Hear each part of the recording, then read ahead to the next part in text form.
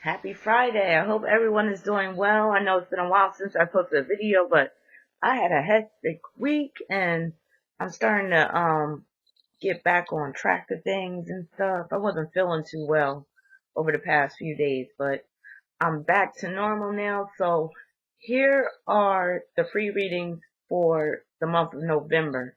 Now, if you submitted a request back in November, you may be getting a free reading today. So here's the first one of a few readings that I'll be doing this month. So I'll be posting them throughout the day and night. So check back to see if you have been selected. So this first reading, it's a really sensitive issue, and I like dealing with the sensitive issues. But this woman said that I could use her name, but I'm going to refrain from that because this is such a delicate situation, and I'm trying to protect the innocent here. So let me just read her email. So as soon as I read the email, you'll know who I'm talking about, but I'm not going to mention your name. So let's see.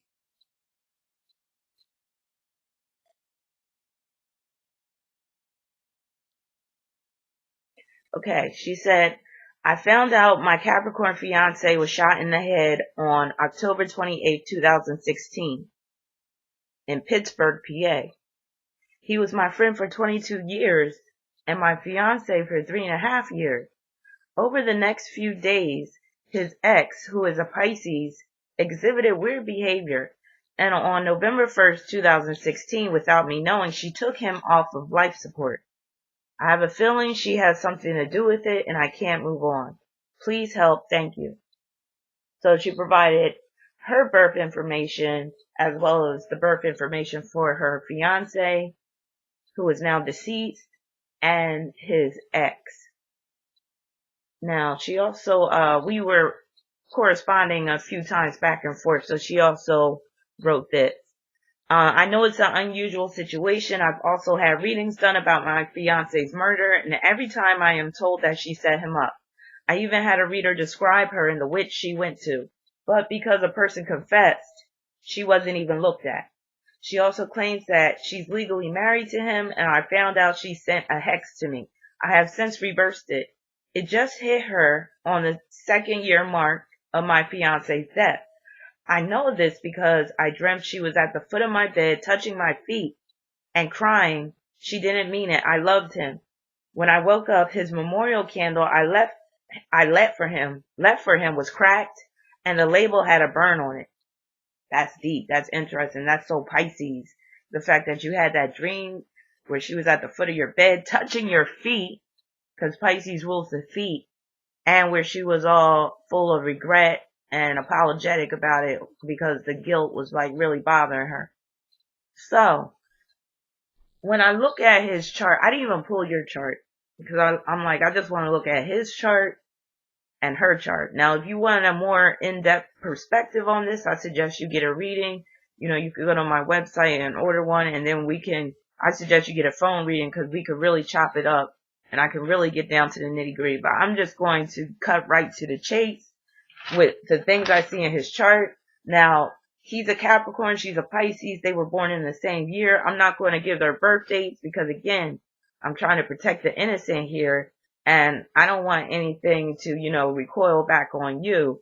So I'm going to really be anonymous with this, but basically the fact that they were born in such close proximity to each other is very problematic, only because they both have challenging aspects involving the outer planets, including Chiron. So I always advise my clients and my viewers also, because I've talked about this before in other free reading, that you want to be careful about getting together with someone, dating someone, marrying someone who was born in close proximity to you if you have some challenging aspects involving outer planets such as Neptune, Pluto, Chiron, even Saturn if you're like born within months of each other. So with that being said, that's exactly what happened in this case. So these two have aspects that are echoed in their synastry because they were born so close together. So he was born in January, she was born in February, same year. So some of the aspects that come up in their synastry that's echoed in their individual natal charts, the main one is Saturn in Cancer, squaring Pluto in Libra. Now, for your fiance in particular, that right there can deal with karmic debt involving a woman, because Saturn's in Cancer. Saturn is the planet of karma. So you can also look at this as unfinished business. And it can even be unfinished business from a past life. And they have some connections between their nodes.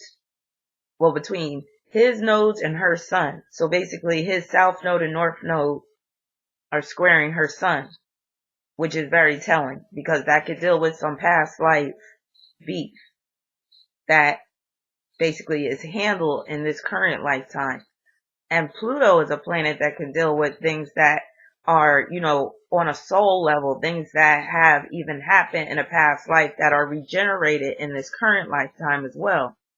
So with Saturn in Cancer square Pluto in Libra, that could deal with beef with a woman scorned, a woman who is out for revenge. And because Pluto is in Libra, that can deal with because, yes, he's about to get married to some other woman.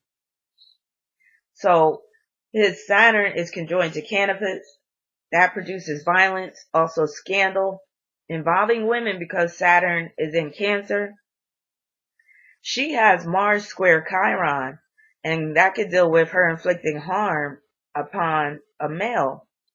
And also her just being unhinged. Also another thing that echoes in their synastry, her sun is squared by her nodes. So her south node is in Gemini just like his. Her north node's in Sagittarius. So with both of them having that south node in Gemini, they can fall victim to their associations, especially him, because he has a stellium in Aquarius. So I'm seeing this as with the south node, his south node in particular being at the 7th degree of Gemini, I'm seeing that as, yes, he knew his murder, or someone that he knew was involved in the murder. He may not have known the murderer directly, but it could have been somebody that that was associated. Even it could have been perhaps someone that was a relative or a childhood friend of his ex. So again, I don't have much time today. I'm like really pressed with time, so I'm gonna get right down to the chase. I pulled some cards about this. Oh, let me just say this. Before I get into the cards that I pulled, when I look at his chart, he has Mars in Sagittarius. And it's conjoined to Atlantis, it's conjoined to Sisyphus. So I'm seeing where it looked like he was trying to break free, trying to get away, trying to, be free of this woman, but it was a constant struggle. His Jupiter is also running parallel to Juno, and Juno is at the 28th degree of Pisces, and Juno, as I always say, is an asteroid that could point to the main problem in a relationship, and because of the Pisces influence, that could deal with him being trapped. His Jupiter is in Pisces at the 15th degree. That could deal with him being trapped in a relationship, but that 15th degree can also deal with someone putting some type of spell on him or whatever, as you mentioned. So that Pisces theme also deals with victimization. Jupiter running parallel to Juno, that could deal with a problem with trying to break free from a relationship. So it does look like he was struggling for his freedom. His sun is conjoined to the asteroid Diana, which could deal with someone hunting him down. His sun is opposed to Eros, and I'm looking at that as perhaps that being like a crime of passion. His sun is conjoined to Phaethon. It's running parallel to Icarus. So those are disaster asteroids that could lead to one's death, especially if the person is being overly confident or if they're not really being vigilant regarding what could happen. So he was probably caught off guard that day. But yeah, and he has Sun Square Chiron. That deals with the fatal wound, him getting shot in the head that took him out. And that is echoed in the synastry as well. So her Chiron is squaring his sun. So that's very telling. So let me just get into these cards real quick. Oh, let me say this. Let me add this into the mix before I get into the cards. I keep on seeing things that I want to say. So with his South Node being in Gemini, you got to look at Mercury, because Mercury rules Gemini. So Mercury comes into play when we're dealing with South Node, when we're dealing with karmic debt, all that. So his Mercury is in Aquarius and it's conjoined to Venus, which can deal with karmic debt at the hands of a woman. But that Mercury influence, where the Mercury comes in, it could be someone that she knows, even could be somebody that she is even related to that carried out the deed. Alright. So the card, I pulled the cards to see if she had anything to do with his murder. So the first card I pulled was the Six of Wands. It's a 4-card spread: situation, challenge, advice, outcome. First card is the Six of Wands. And I'm looking at that as that being a person of interest. This person has not been, implicated, but you're looking at them as a person of interest. And also, that points to where you said, because you also sent me emails saying that this is very telling, because you said after he died, she posted on Facebook an eye for an eye under his picture. Basically like some rest in peace message, but put an eye for an eye. And then you said she got a tattoo. And I'm looking at the picture right now. I'm not going to describe what it is, because again, I'm trying to be as anonymous as possible. But that's very telling, as you said. So that Six of Wands, you could look at it as also the person's being cocky, is almost proud of what they've done.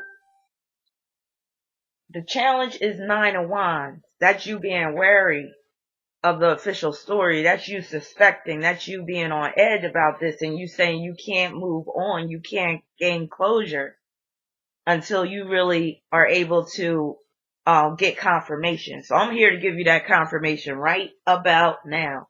So the advice card is the moon, and the moon corresponds to Pisces, and the moon is a card of deception, illusion, trickery, even betrayal.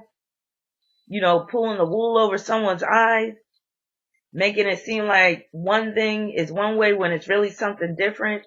All is not what it seems. And then the outcome is the Nine of Swords. And that can deal with what you said. Number one, where you said that you had that dream where she came to you, because the Nine of Swords is like dream card, nightmares even. You said you had that dream. She came to you, basically confessed, said, I didn't mean to do it. I loved him.